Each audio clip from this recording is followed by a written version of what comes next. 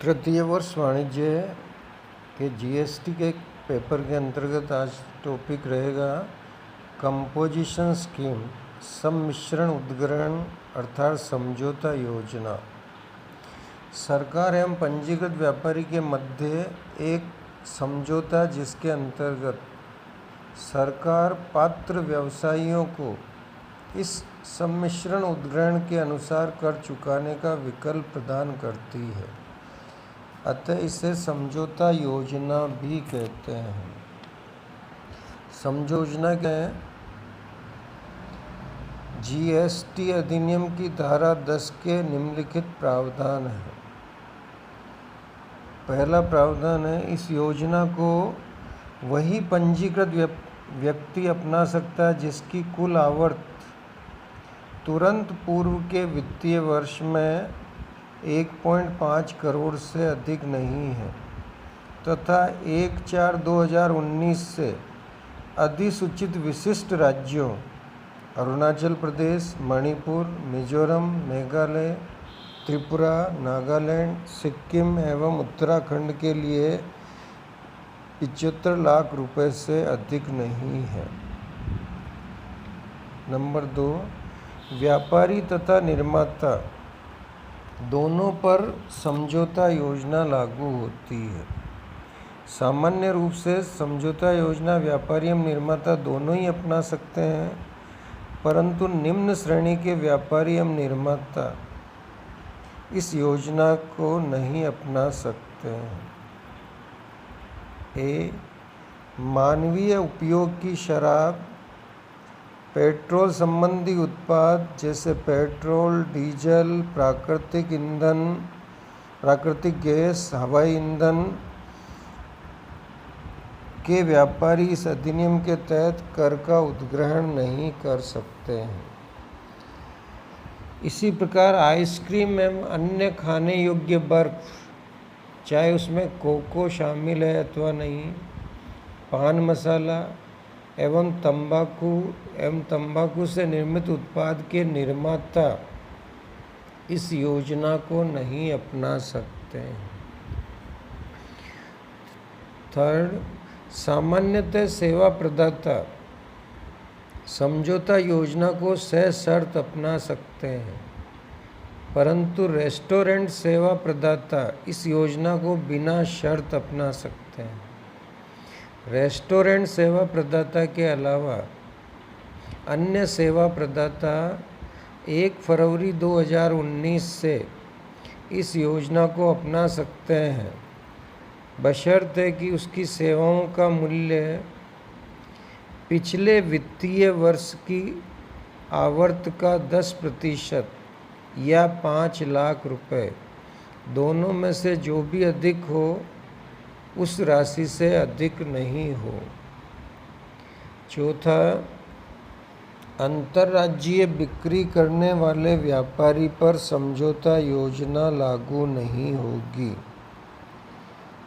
लेकिन अंतर्राज्यीय क्रय करने पर कोई प्रतिबंध नहीं, अर्थात अंतर्राज्यीय विक्रय नहीं किया जा सकता है। दूसरे राज्य से क्रय करने वाला व्यापारी समझौता योजना अपना सकता है। नंबर 5, कर मुक्त माल की आपूर्ति करने वाला व्यापारी भी इस योजना को अपना सकता है, परंतु ऐसे व्यापारियों की कुल आवर्त की गणना करते समय कर मुक्त माल की बिक्री को भी शामिल करेंगे।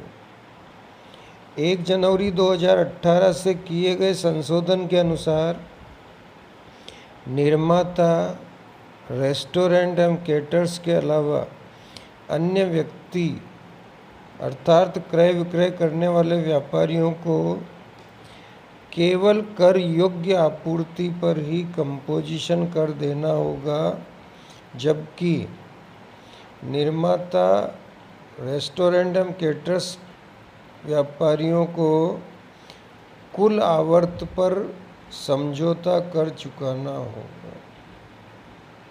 6, विपरीत प्रभार तंत्र रिवर्स चार्ज मैकेनिज्म RCM के तहत देय कर पर समझौता योजना लागू नहीं होती है। समझौता योजना अपनाने वाले व्यापारी को विपरीत प्रभार तंत्र के आधार पर क्रय किए गए माल पर सामान्य कर की दर से कर चुकाना होगा तथा ऐसे माल की लागत को कुल आवर्त में शामिल नहीं किया जाएगा। 7. समझौता योजना अपनाने वाले व्यक्ति को उसके द्वारा आवक आपूर्ति पर चुकाए गए कर अर्थात इनपुट कर जमा का लाभ नहीं मिलेगा, अर्थात इनपुट टैक्स क्रेडिट नहीं मिलेगी जो कि समझौता योजना अपनाता है। 8वां, समझौता योजना अपनाने वाले व्यक्ति आपूर्ति प्राप्त करने वाले व्यक्ति से कर का संग्रह नहीं कर सकता है, क्योंकि ऐसा व्यापारी सामान्य बीजक जारी करता है, कर बीजक जारी नहीं कर सकता है।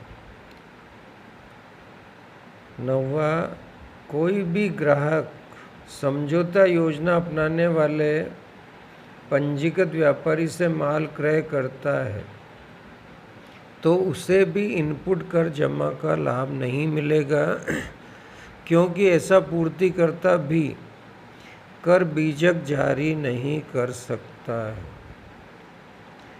समझौता योजना के अंतर्गत देय कर की दरें इस प्रकार है। निर्माता की दशा में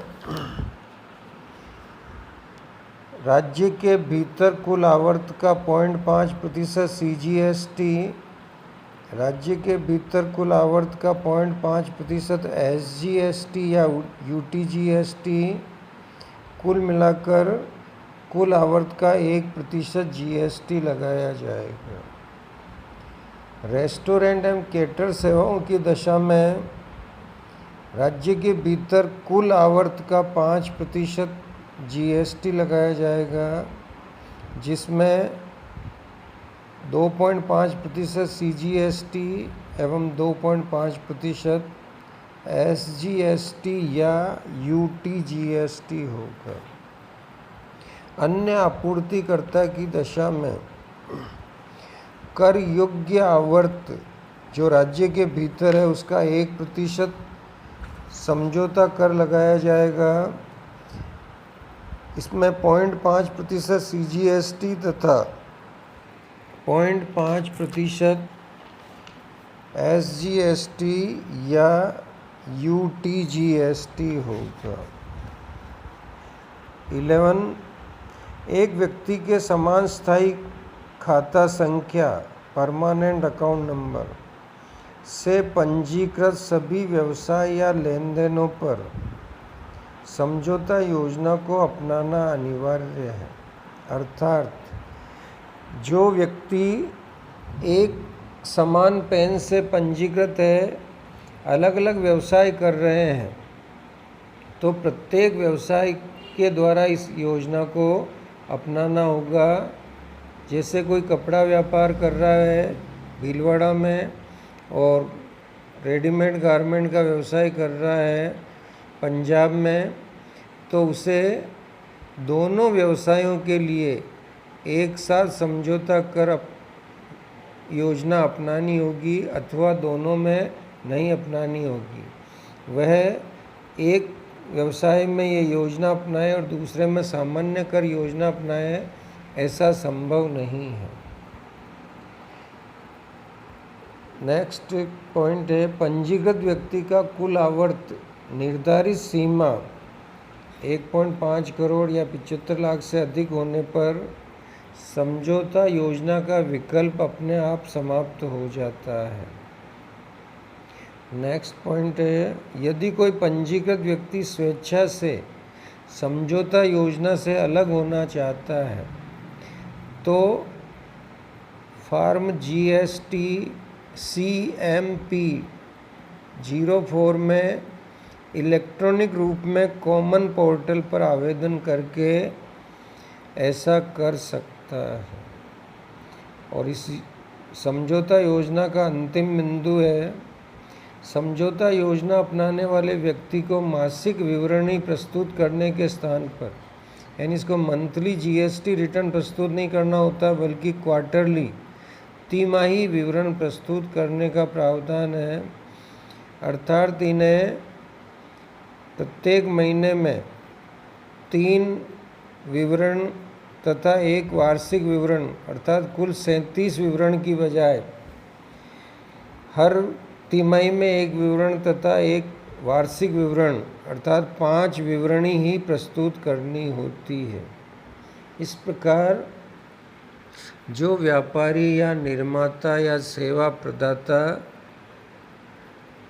समझौता योजना अपनाते हैं उन्हें 5%, 12%, 18% या 28% की दर से कर भुगतान नहीं करना होता है बल्कि 1% या 5% की दर से जीएसटी का भुगतान करना होता है।